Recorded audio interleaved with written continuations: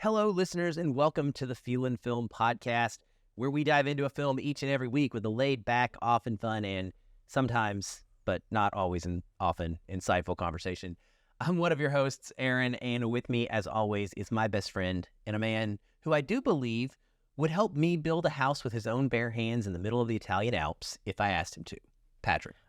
I would, and I would probably be the handyman to your master, whatever, because I suck when it comes to home updates and things like that. So I rely on my wife; she's the master of the house, and so I would definitely defer to you when it comes to building a house in the middle of nowhere in the Italian Alps somewhere. So that would make me the builder and you the laborer, but Yes. I think we would fail miserably because I am not at all mechanically inclined either. So we would not have a house at the end of this exercise, Patrick. We would have a bunch of misplaced wood, like someone who put together a house without the directions to their IKEA house. The donkeys carrying the materials out would probably get more done than we would. We might struggle to get back and forth up with the donkeys. True. Like, I mean, true. there's like a whole level. Anyway, there's like, yeah. Okay, well, this week we are getting to a film that debuted at Cannes in 2022 and co-won a jury prize, actually with a movie about donkeys called EO, if I remember correctly, come to find out. I saw this at Sundance in January of this year, 2023, and it was my favorite of the festival and has been the movie that I think about the most all year long. So I'm really excited to get to chat about it in depth. It's called The Eight Mountains, and it is an adaptation of a Paolo Cognetti novel set in the Northwest Italian Alps. I read the novel this weekend, actually, pretty short, and I wanted to have that in the bag for comparison purposes. It's also very good, but I think the movie's better. It changes some things and expands on some things in a really good way, I think. The film is co-directed actually, by a husband and wife team. Felix van Groningen and Charlotte Vandermeersch. It was actually her first work directing anything. And it explores the lifelong friendship of two boys who meet on a mountain one summer. Anyway, if you haven't seen it, turn away now and go watch it. It is on the Criterion channel, streaming there, and they announced it will be coming out on a Blu-ray, I believe in November is when it's due to release. I've already pre-ordered it, but it is on its way. If you decide to wait for physical media and listen then. But yeah, come back after you've seen it and listen to this spoiler-filled conversation. And with that, off we go. All right, so Patrick, I have probably done the thing that I shouldn't do, which is I have talked about this a lot and probably overhyped this movie. So this is my reckoning hour, and I am fully prepared for whatever comes out of your mouth. But I'm really curious to know what your initial reaction to this was. Well, international films, as they're called now, they're not foreign films anymore, are always going to be a tough pill to swallow for me. And not because I don't like subtitles. You know, give me some anime, I can read the subtitles. Obviously, I would prefer English dubs because of the fact that my eyes go up and down. And when you have a story that's driven by dialogue, it makes for a challenge. That did not take away from my enjoyment of the movie. I spent this afternoon 2.5 hours in my freshly painted office watching it by myself because I knew that this was one of the movies that you kind of preface by saying, spend time with it. Don't have your phone. Obviously, when you're doing international film, you can't have your cell phone out because you got to read. And so I had my cell phone down. I think at one point I paused and texted you about a moment when they were building the house. I was like, "Hey, did you do this yesterday when you were hiking?" Because I felt like you did.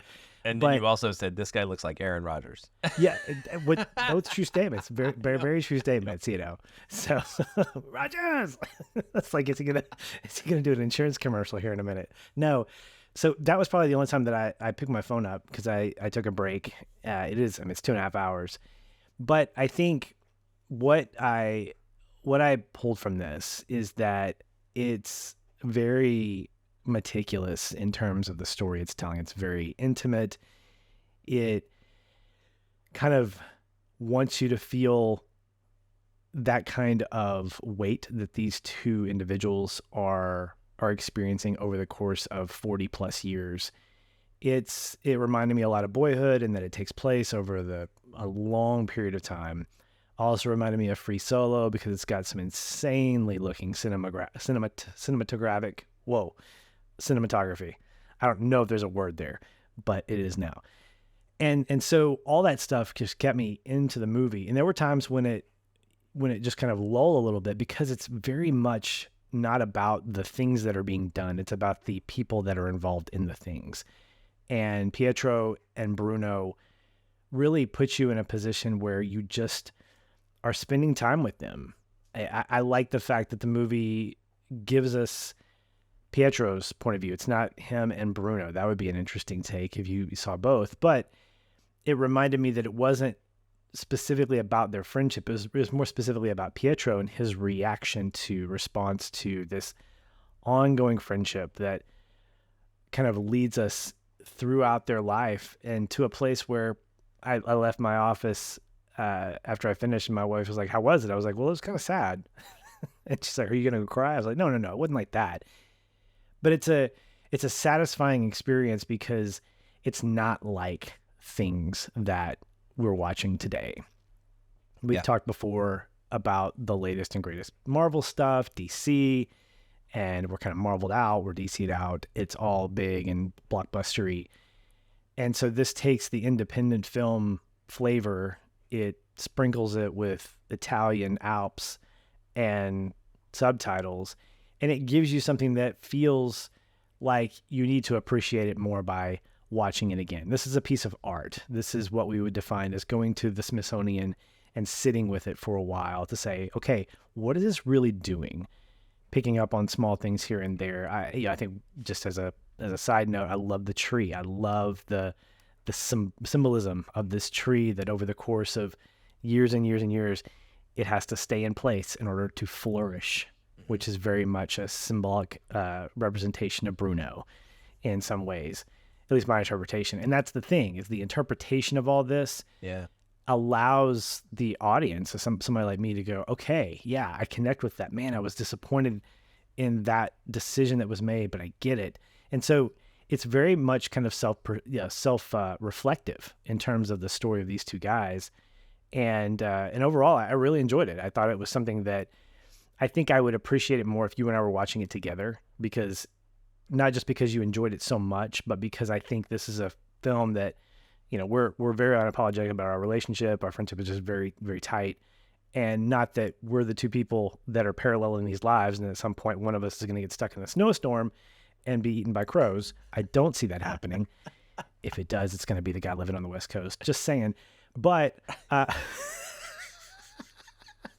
anyway, but it has these themes that are very much like, yep, that's part of the relationship. Yep, I get that. I can definitely attest to that. And so for me, it was really, really good. Okay, well, I'm really glad to hear that. That definitely puts me at ease. I obviously, we know each other. We talk about this all the time. I don't highly, highly recommend stuff unless I have a good idea that you're going to enjoy it, because I want to be thoughtful of your time, and I want us to have a good conversations about movies. And if you hate something that I love, then there's not a lot to talk about, because it's not as fun for us. But so I was pretty sure you would, especially just because, I think the tree metaphor being one of them is really good as well, because not only does it probably represent, or can represent, Bruno, as you pointed out, in his staying on the mountain for his entire life and growing and flourishing there, but it was Pietro's dad's. It was in the wreckage of this cabin that was being rebuilt. And so it's also a symbol of him nurturing this pine tree that is like a last relic that represents his father that's gone. And of course, we'll talk to him about that relationship and why it would matter some for him to have something like that. But to be able to put that there, it's like his dad gets to be at the cabin, that he was never able to see built and experience and enjoy. And I love all of the little details in this that come up like that. I think for me, what blows me away about this movie, I mean, I find it just incredibly poignant and incredibly resonant, both from a relationship standpoint and from a setting standpoint, because of my personal tastes. But having watched it twice now and read the book and taken the time to fully immerse myself in it, it's pretty special to me, and largely because of this male friendship. I don't think we get this enough in movies, frankly. I came out of the Sundance, and this was my number one takeaway too. We have these two actors, Luca Marinelli and Alessandro Borghi, who actually have worked together before, but they're just phenomenal. Their cast chemistry to me is off the charts. They are 100% believable, and they are best friends. And I'll be honest, Patrick, I have been somewhat kind of, I guess, conditioned is the right word in recent years to the moment that I start seeing any sort of intimacy, and I say that not sexualized intimacy, but intimacy between two men, I expect that we're going to, transition into a homosexual relationship, because that is the way that Hollywood and a lot of the world sees men who have love for each other. And for me, this was a Sam and Frodo situation. This is two guys who love each other and struggle with their relationship. It goes through ups and downs, but they end up coming back together to make commitments to each other that they keep, and they find the need to have each other in their lives. And it has nothing to do with romance, and it has nothing to do with sexualization. It is truly what we call best friendship. And I think that that's beautiful, and we need that. And to see it over a lifetime like this, and not just a snippet, so you get to see the peaks and the valleys. And I liked that a lot, like going from meeting them as children, seeing the little times that they might briefly interact in between, and then getting to spend that big chunk of time with them in their mid to late 30s, which is closer to where we are now, and how their life kind of took that path. And yes, I definitely related it to us in a lot of ways. I'm not going to lie. You are still in Arkansas. I'll say this real quick. The Eight Mountains, the name of this movie, if you're not totally familiar with where this comes from, it's very briefly mentioned in the movie. It's actually more explained deeply in the book. But it's this Nepalese legend that the world is formed by 8 mountains, surrounded by 8 oceans, and then there's the one highest mountain in the middle.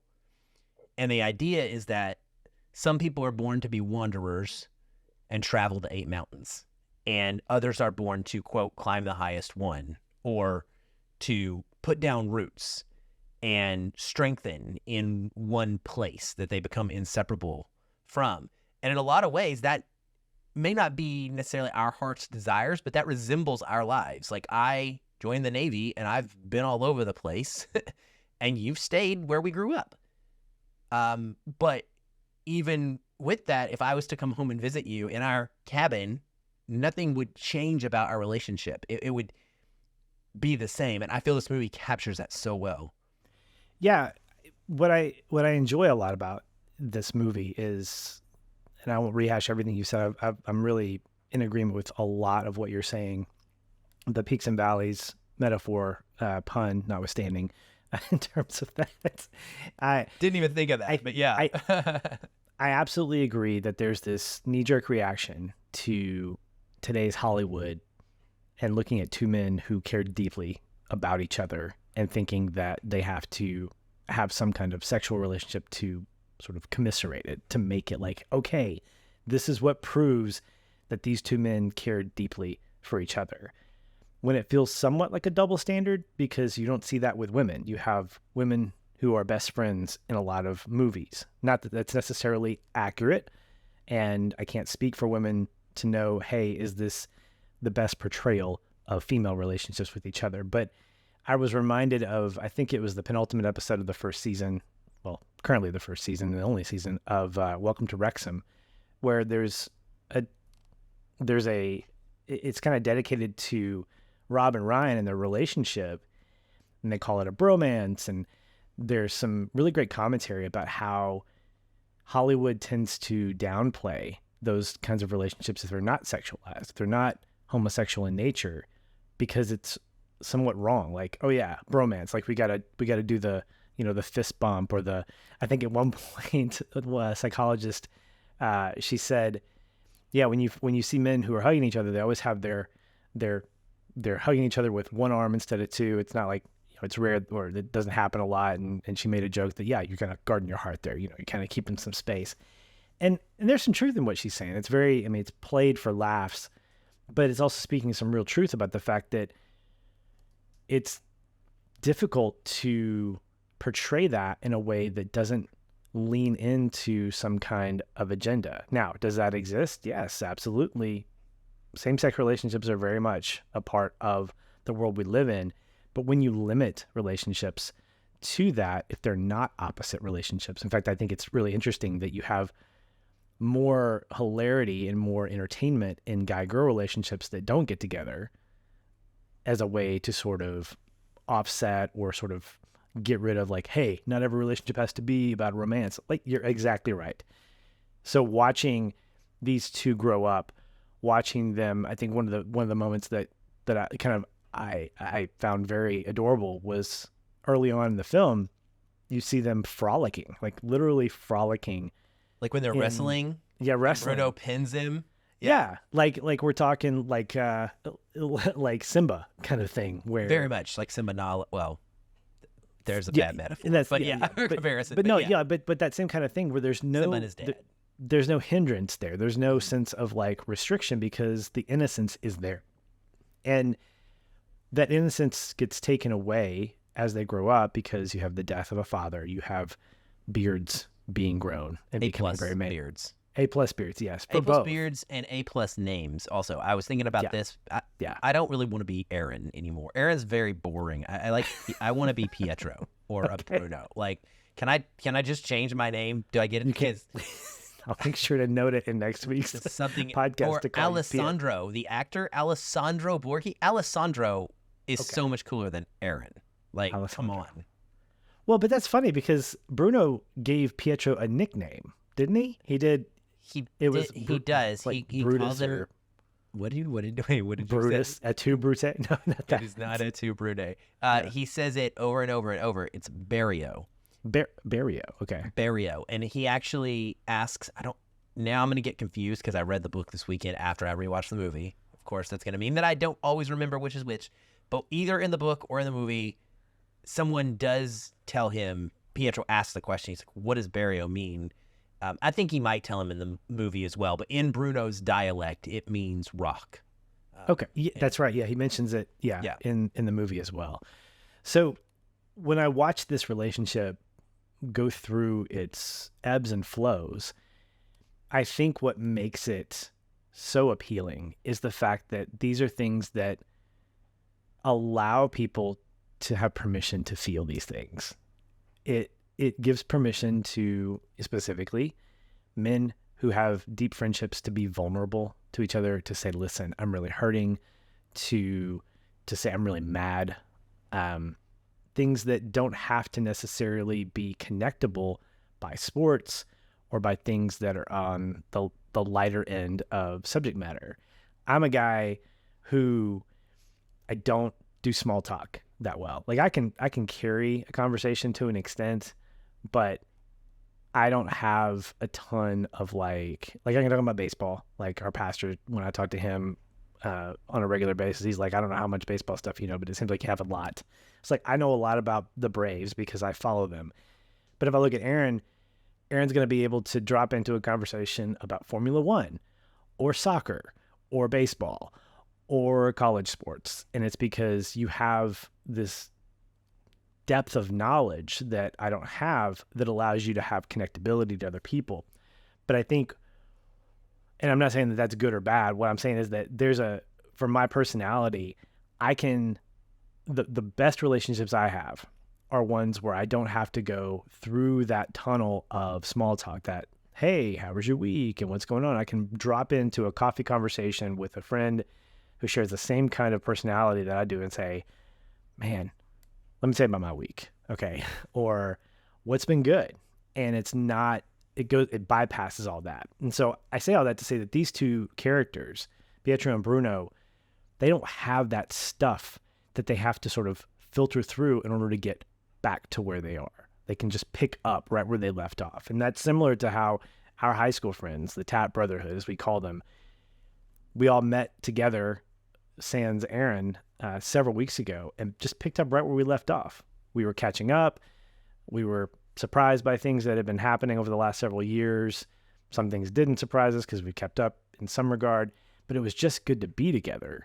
And there was nothing that we had to kind of fall back on. Yes, we told stories about things that were, but what I found really interesting, Aaron, is that we were talking about the now. We were talking about what are you doing now? What's happening? It was like a class reunion, but without the pomp and circumstance to have to say that you're doing something amazing. Like you got people graduating. With honesty, right? Yes. With vulnerability and honesty, yeah. And that's what I think plays itself really well in this movie, is that you have two individuals who aren't trying to top each other when they come back and eventually start building this house.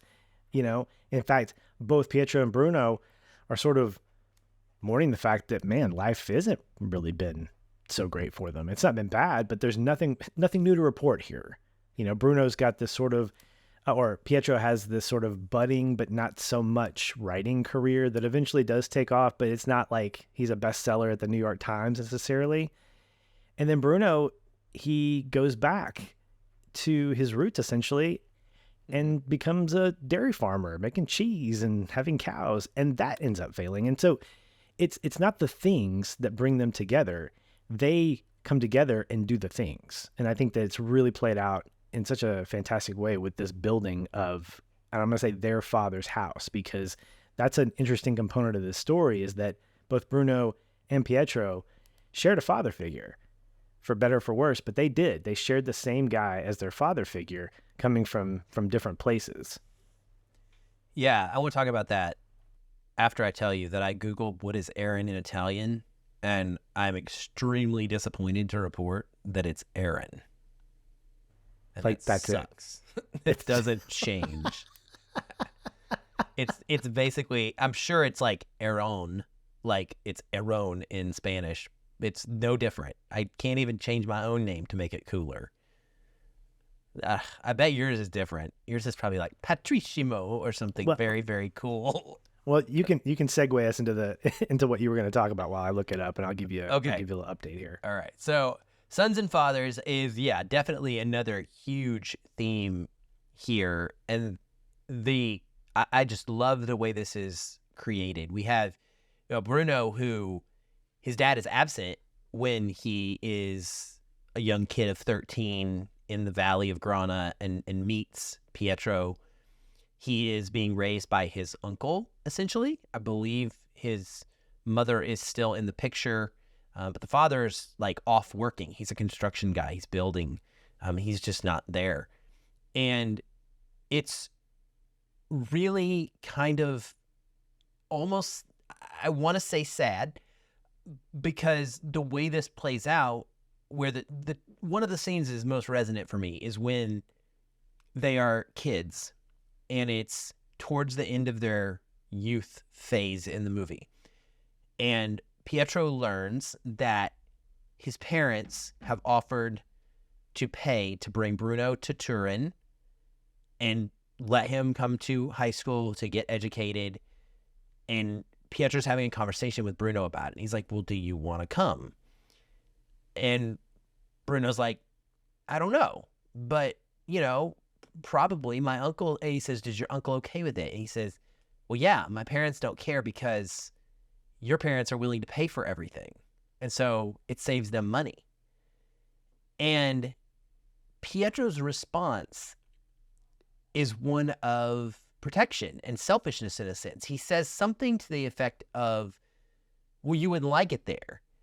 And I think it's a mixture. I think it's a mixture of, like, you're an only child, and I grew up as an only child, so I can relate to this. Like, if someone was coming in to encroach on my relationship with my parents, I think I would have a little bit of pushback.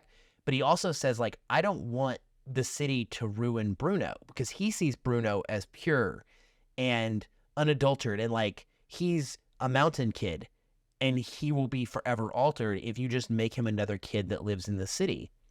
And so there's like this dual reasoning going on, I feel like, in that performance from that kid, which I think the kid actors are phenomenal too in this. And, you know, ultimately what we find out is, as soon as Bruno's dad learns about this, he comes and gets Bruno and hauls him off to become a full-time laborer and worker at 13 on the construction job, and does not allow him to go become educated and live with them in Turin. And it's a mixture of heartbreaking in one way, because I think you feel the pain for him of like what might have been, but then I also, because of the way the movie plays out, I step back from that and I think to myself, is it my right to say that? Like, who's to say that that's the better life for Bruno? Maybe Bruno is living his best life. Maybe this is what he's meant to do.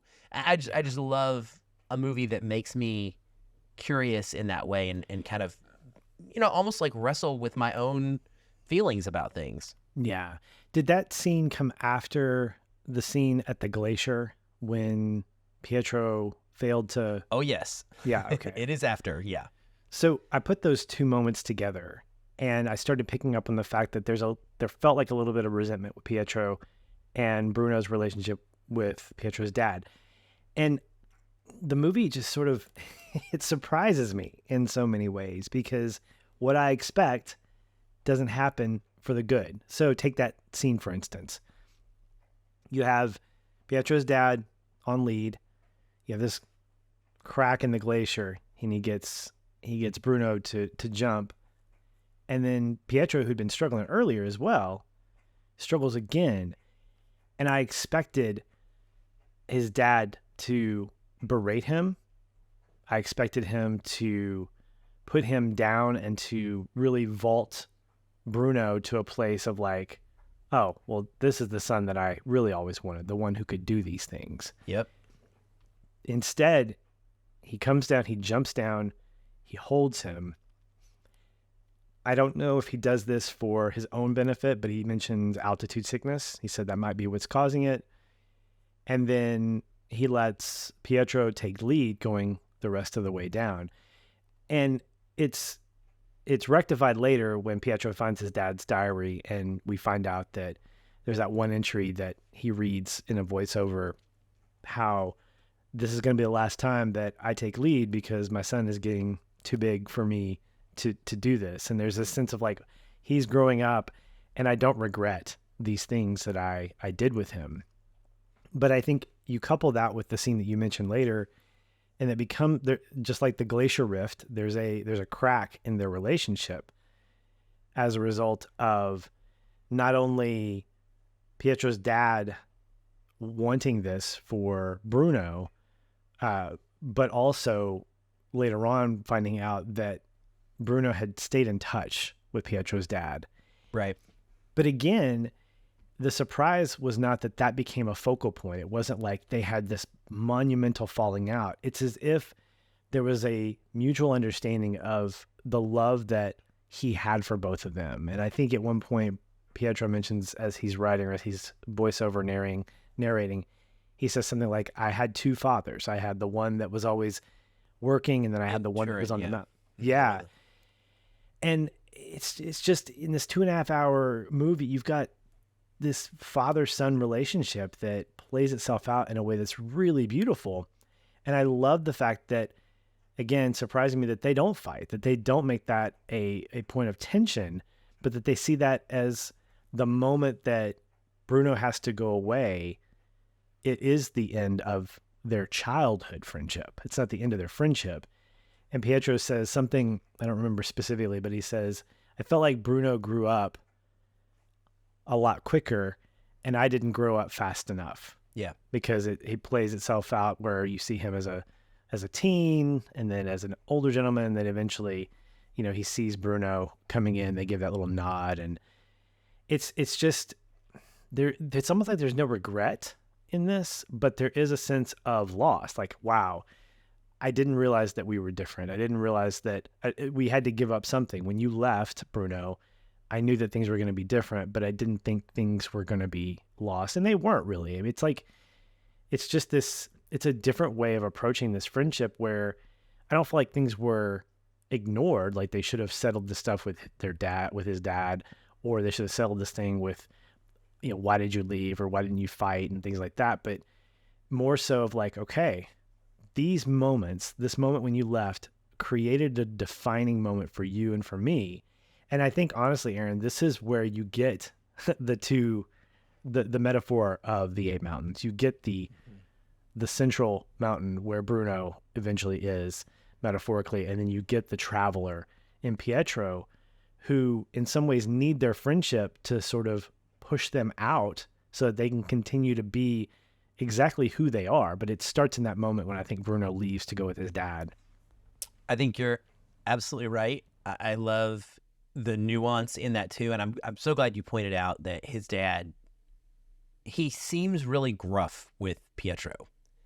Like he's not harsh or abusive, but he seems cold sometimes. And so I too fully expected him to admonish him and be like, what's wrong with you? Jump over the glacier, you pathetic kid. And it warmed me up when he like jumps back immediately and is caring. And he's like, he's a normal dad. He's like, oh my gosh, is my son okay? But the voiceover, as soon as that scene ends, is Pietro saying, that was the last time that I hiked with my dad. And so that though he took care of his son and got him home, his dad learned that at that age, there was not a passion for what he wanted to do. And Pietro was not in a position to be able to join him in fulfilling the things that he wanted to do together. And the movie oscillates between these moments of like, there's a moment of beauty and relationship, and there's a moment of sadness and loss, like because of that, what didn't get to happen. And then it comes back up to another moment of beauty when they're building the cabin and it's been several days or weeks or whatever, and Pietro has found that map, which again, there's another kind of a moment of regret and sadness. I feel heartbroken for him when he realizes like, oh, all these lines are my dad and Bruno, and like, I didn't get that. Then you get over the selfish aspect of it and you think about, oh, but man, I'm so glad they had each other. Like my dad wasn't alone. He didn't have to experience it by himself. And then it goes up again when he's with Bruno in the cabin and he's like, there's that mountain up there, that peak up there. And I love this aspect of their friendship. Bruno says, go. And this is one thing that I think is something that we can relate to as such close friends too, is like they encourage each other to pursue their passions. They don't try to change who each other is. They don't frequently tell each other that they need to live their lives differently. And Bruno's like, go now. He's like, well, no, I'll go after work or I'll go on Sunday. Bruno's like, go. I'm giving you the day off. Go to the mountain. And I tell you, in my mind, I feel so strongly, Bruno knows in that moment, he's like, Pietro has a spark and you need to capitalize on the spark when it's there. Go, because you may not feel this way next Sunday, right? And like, you need to take the opportunity. And it's just such a incredibly like a payoff of a moment for me personally, at least when he climbs that mountain and he gets to that peak and he gets up there and he's screaming, Bruno, Bruno. And you get the smile on Bruno's face when he kind of shakes his head as he sees him up there and hears him. And that's where it starts. That's when Pietro changes and he's like, man, this is what I want to do. I want to experience all of these different places like my father did. And all of a sudden, he's naturally grown into this man that has a similar passion as his dad did, even though he didn't have it at the same time that his dad did when his dad was alive. Yeah. And again, it just reinforces that idea of permission.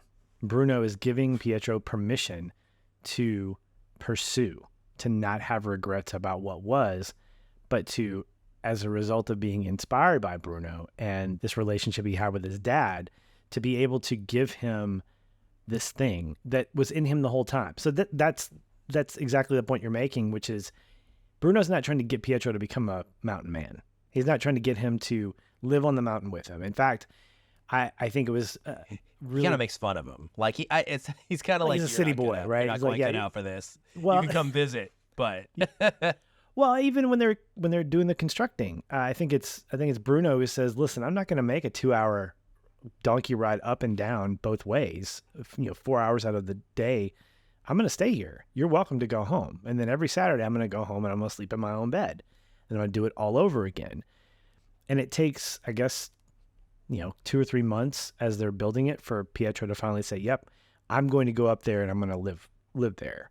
Not because it's practical necessarily. I mean, yes, it is practical. It's, again, 4 hours of your day is spent leading a donkey that eventually runs away around the mountain, which I think is hilarious to watch. But it's also because you recognize that something important is happening up on this mountain. This building of the house has now become their sacred spot. Like, this is where we're going to be. It became their summer place, like the town that Bruno was living in, or the place I don't remember what it was called. The Arpeggio, which is what he brought back to life. Yeah, where he grew up. Mm-hmm. And this house became that place for them. And that's the other thing that I thought was really beautiful, is the commitment they have to come back. Like, every summer, they're coming back. This is their summer home, this bromantic summer home where it's not just about them. Like, again, more surprises. I fully expected when I saw this group of men and women, Bruno and Pietro, and then like, what? There's girls. And it's like, I thought the He-Man Woman Haters Club was here, and now you're inviting girls in. No, these are friends that they've made, and there are relationships that are happening. But nothing is being taken from this place that is sacred to both of them. It changes because it includes other people that are important to them. It includes Bruno's wife, who comes up and is part of this. But they're not necessarily like openly sharing it with everybody. It's at its core, it's still their place. It's still Pietro and Bruno's place. And ultimately, it's Bruno's place by the time we get to the end of the movie. But Pietro stays there with him for a while. And it's I love how it starts and it ends its life cycle as a home, as a house. It starts with them building it, and then its destruction ultimately comes after Pietro leaves, and it's just Bruno there. But in its life cycle, you have other people that are connected to these two individuals that don't taint it and make it something else. It doesn't become a frat house. It always stays what it is. It just invites others to experience it with it in tertiary ways. And I love that because it never loses its identity of what it is to them.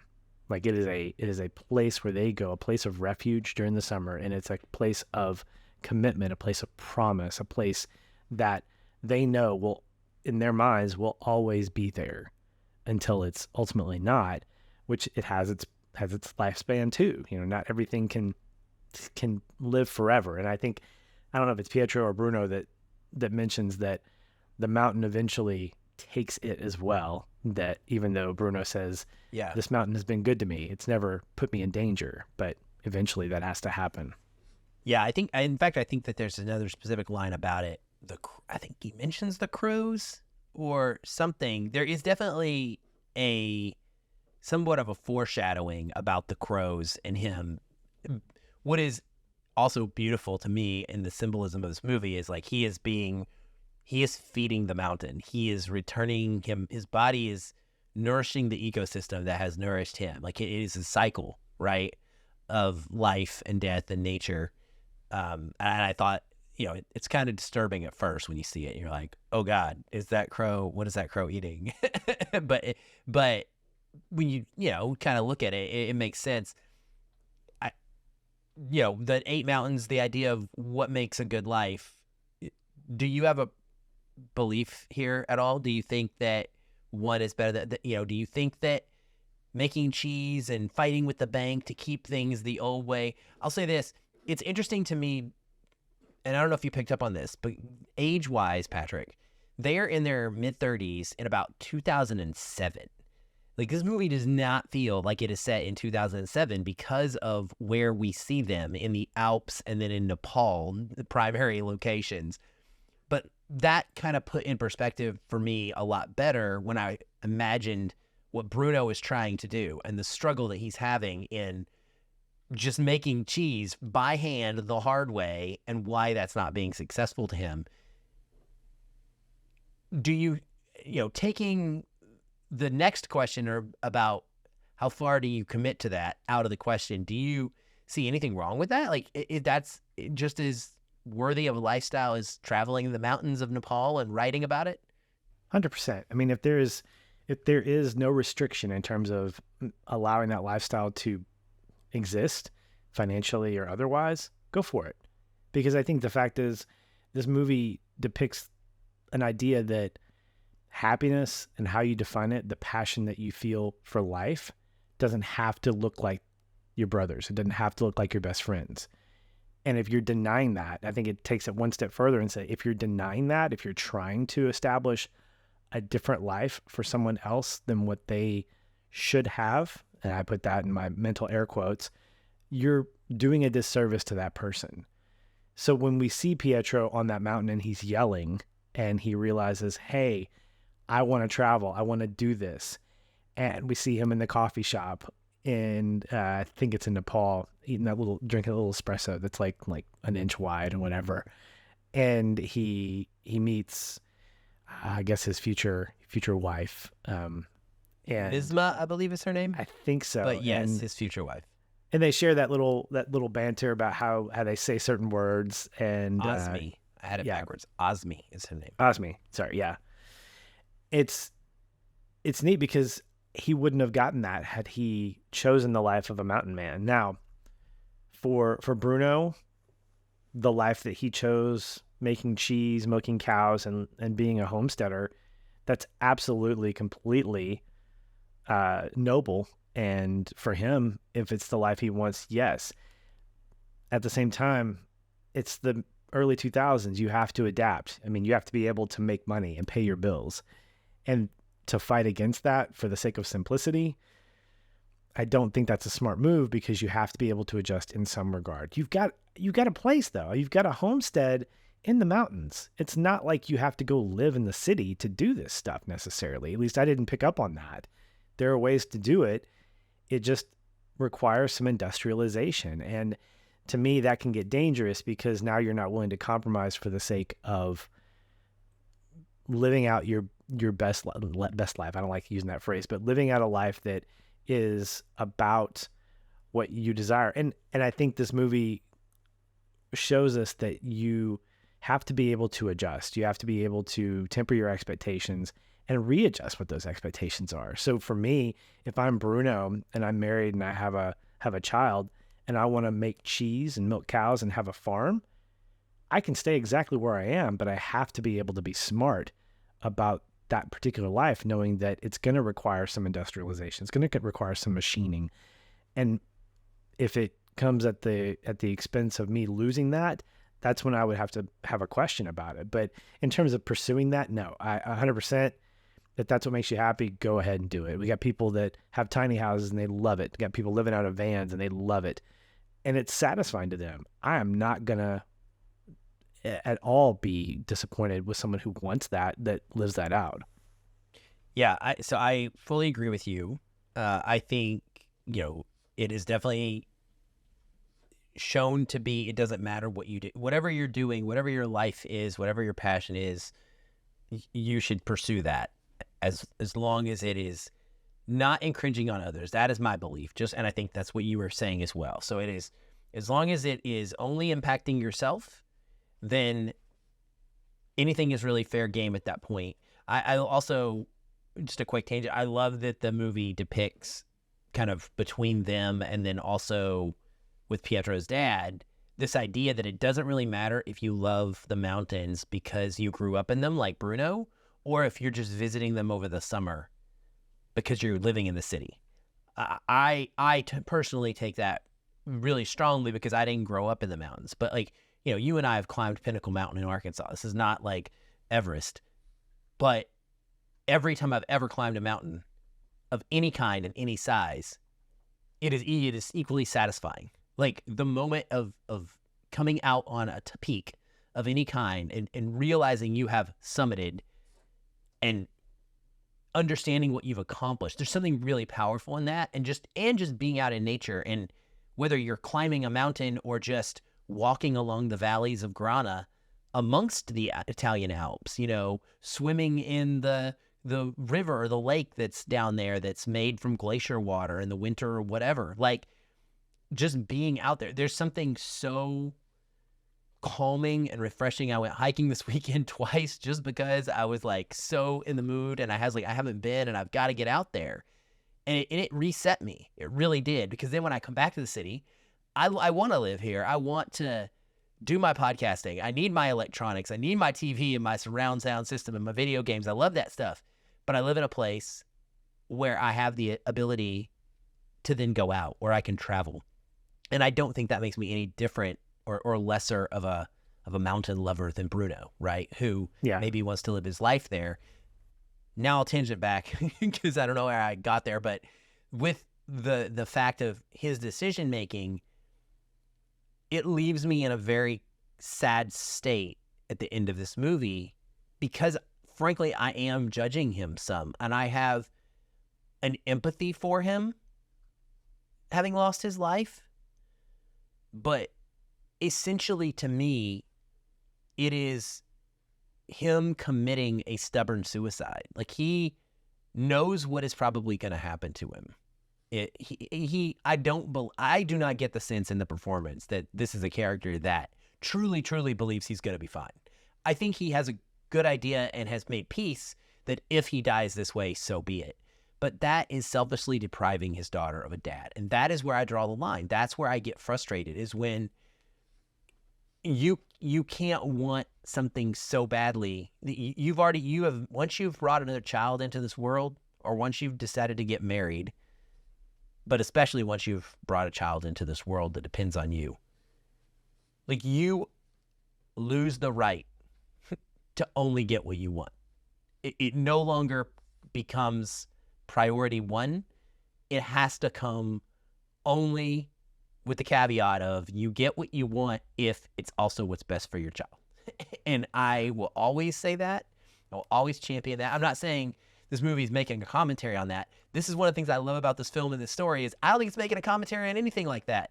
I love it for that reason. It's just showing us people being people.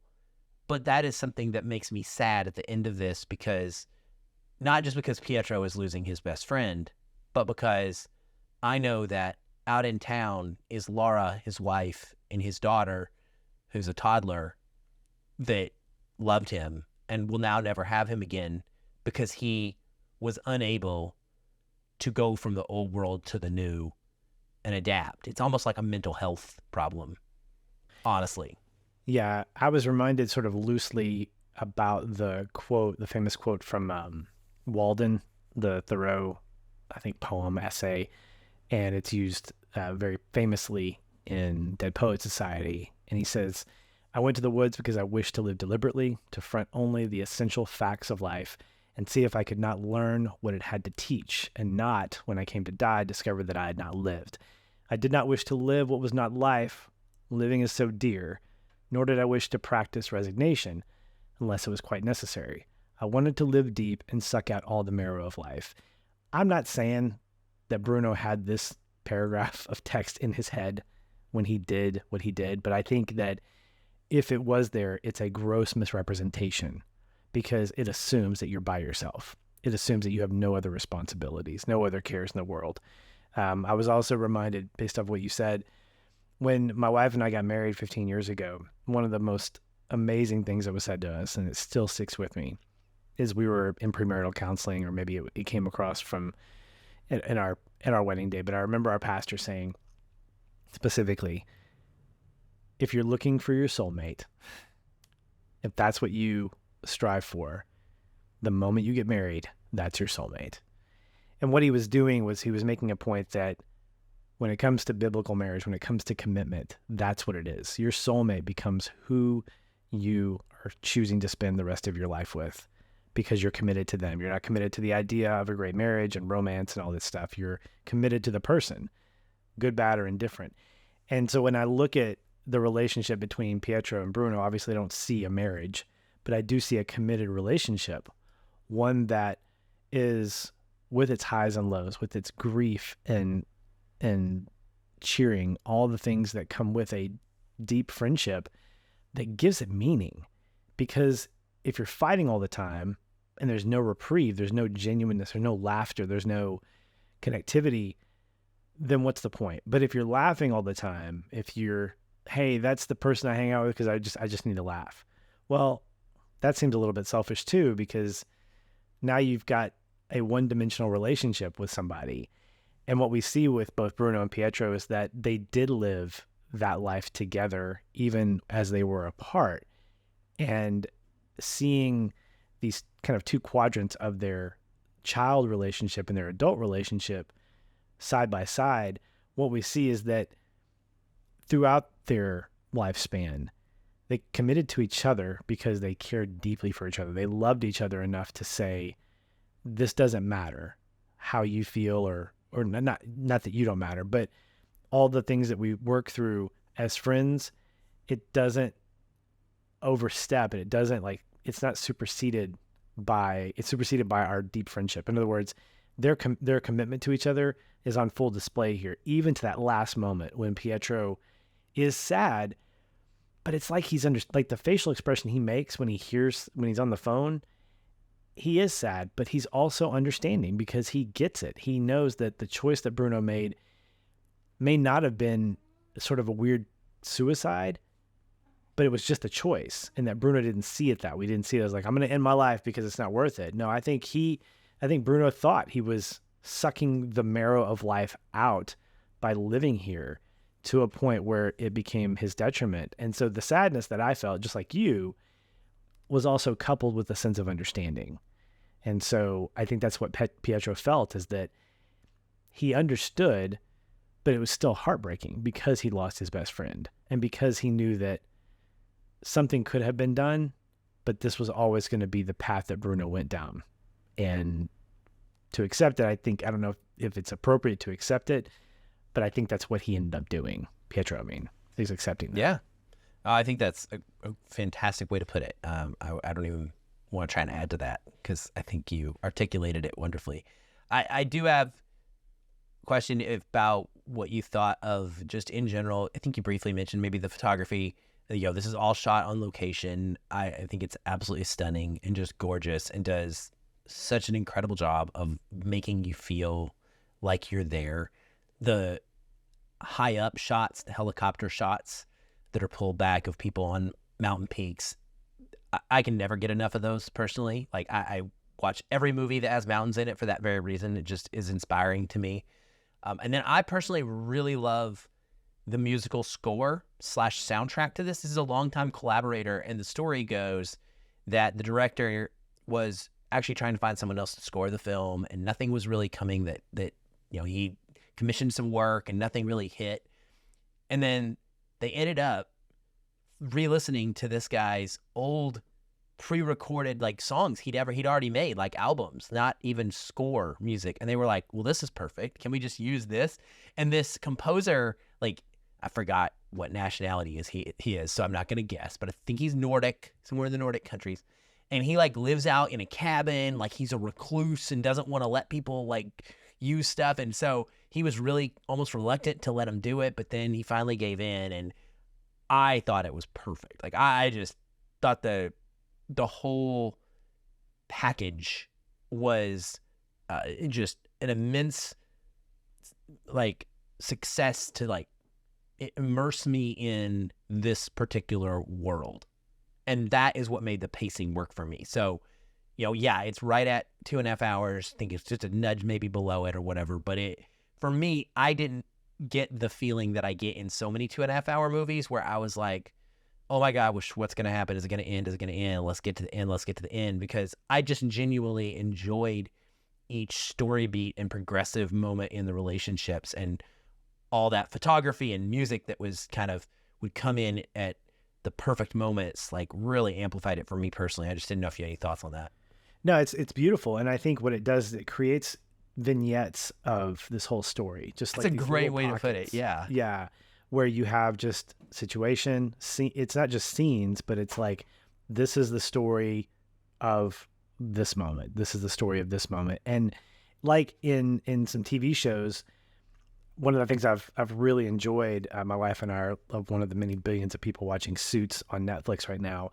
But one of the things that they do at the end of each episode to sort of cap off the episode, like if something dramatic has happened, is they'll slow-mo a bunch of stuff, but they'll also put in like a great non-popular folk song or pop song or something to sort of tell you, okay, this is what we're in for. This is kind of thematically how we're wrapping this up.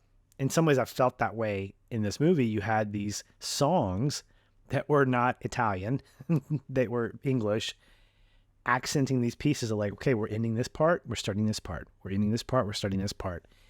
And it helped the pacing for me because it was like I could breathe. Okay, let's move forward. It also created logical stopping points for me to say, okay, I'm going to go to the bathroom now. And as someone who complains about the length of movies, the crotchety old man of this podcast, it didn't feel long. It felt, well paced and definitely slower burn than what I'm used to with your big blockbusters. But it was on par with things like your Christopher Nolans that are just sort of moving things forward a little bit here at a time. And so it was good. And I think if you hadn't had that music with the cinematography, things that sort of distracted you visually and orally, it may have felt a little bit more like, why do I care about this? But that's why you have those other theatrical components that have to live there. And I don't think, honestly, if you didn't place this in the Italian Alps and the beauty that we got, it wouldn't have felt nearly as compelling because it's a big story. It takes place over decades. And metaphorically, the mountains are big. Like if it was just a small village. If it was me and visiting you in Little Rock or Sherwood. Yeah, it's just not it's not compelling enough. Yeah. And the mountain is something to be conquered. The mountains are something to be explored. And that to me is very metaphorical of friendship. That friendship evolves, it changes, the terrain of a mountain changes. And so if you go back, like I loved seeing Pietro go back up to the top of that mountain where his dad was buried, like something that we got familiar with because they'd gone there, I think, twice. First with him and his dad. Secondly, he brings Bruno, and Bruno's like, hey, this is great. And he's like, shut up. We don't talk right now. We can talk when we get there. It's those types of things that remind me you need those scenes. You need those settings to be able to really elevate the metaphor of their friendship and how it just ebbs and flows and grows and it gets adjusted and all that kind of stuff. So it's beautifully shot. I love it's like a travelogue, only a great story to attach to it. So very good stuff. Did you have any of the other, like I got really inspired to just eat bread and cheese. I actually ate the rest of my, I always have like loaves of like cheddar cheese for snacks because of keto in my refrigerator. And so like I burned through like the whole, I guess not a loaf, but like the brick of cheddar cheese I had, and I had to go buy a bunch more. And so I was like, ooh, I'm going to buy a few extra, like I'm going to get some different kinds of cheeses because I was inspired by, these homemade cheeses. They're just sitting out there in a meadow, cutting off a piece of cheese and eating off of a chunk of bread. And I was just like, I could handle that. I wasn't inspired by that as much as I was about the wood stove. Like I want to be able to make a little thing and toke it with my breath, just go, and like I love that. I love the sound of a fire and the crackling of the wood, and it just the coziness of that. Coming back to that house right before he meets up with Bruno for the first time in years, and thanks for starting the fire for me. He's like, I got you, fam. Yeah, and it's definitely. But yeah, I want to be the guy who can do that. I can just like have a wood stove and be like, I'm gonna do this. We're gonna have wood for days. Yeah. All right. Last but not least, did you figure out your Italian name? What is it? It's Patrizio. Oh, it is cool. See, I'm so jealous. If I went with my nickname though, let me see here. I think it's Pacissimo. I'm sure. It's hold on, let me see if I can hear it. Rattopare. Whoa. Yeah. Whoa. Yeah. That's different. Yeah, it is, right? That's Not cool. Paolo patch. So I need a cool Italian name. That's my goal. or pezza if it's a noun. I like that too. Like that's like a good shortened version of it. Like you can have both. The cool long and then the short nickname. Anyway, I'm just so jealous. Well, you've got a mountain to climb. I don't That's true. necessarily. That's true.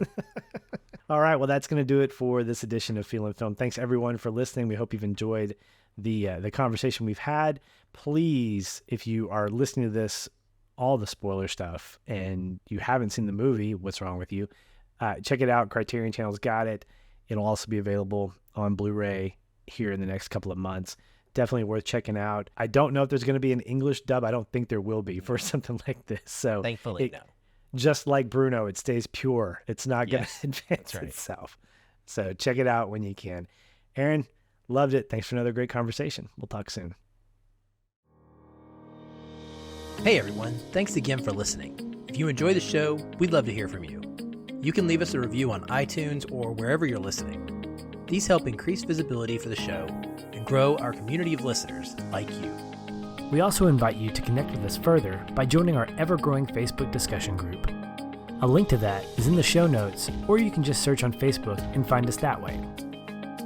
If you'd like to continue the conversation with me, you can follow the show on Twitter @FeelinFilm, or connect with me in the Facebook group. I'm very active in both places and would love to chat. And if you want to connect with me, you can find me at Shoeless Patch on both Facebook and Twitter. Be sure to tag me in any comments so that I'll be notified and not miss you. Once again, thank you for listening. We'll be back soon. Until then, stay positive. And keep feeling film.